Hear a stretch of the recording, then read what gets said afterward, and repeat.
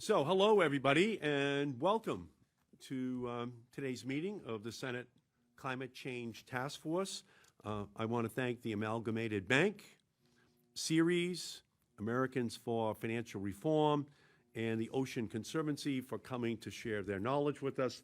And I want to thank my colleagues for taking the time out of their schedules to discuss this important issue.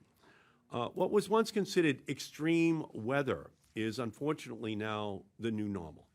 Throughout this summer, the United States has experienced devastating heat waves, putting 100 million Americans under heat warnings across the country. People are dying in Kentucky as a result of extreme rain and floods, rain that still has not stopped.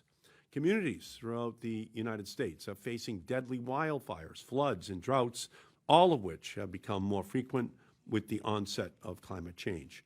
But it's not just communities that face risks from climate catastrophes.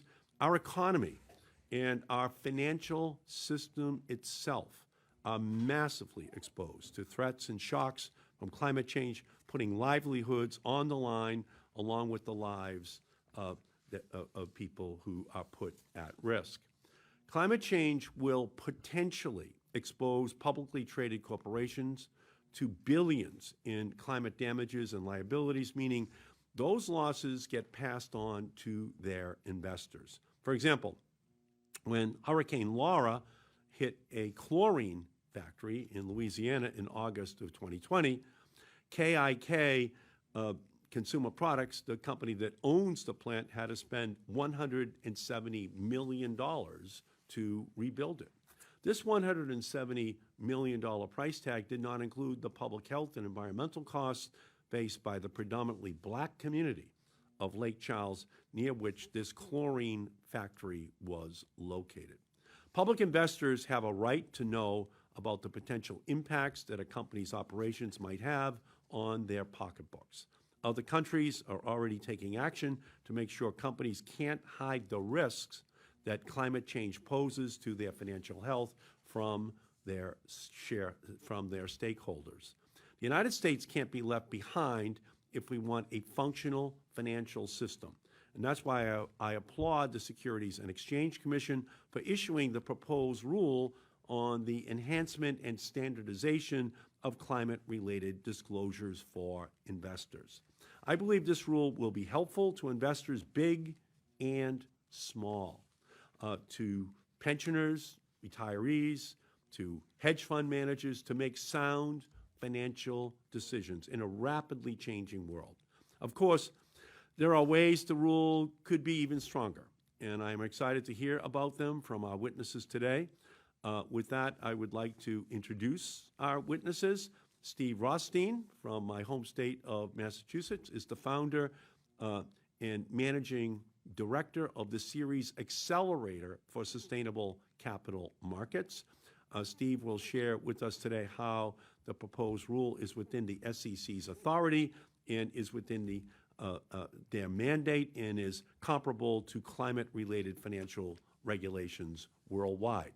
Next, we have Ivan Frischberg, the Senior Vice President and Chief Sustainability Officer of Amalgamated Bank.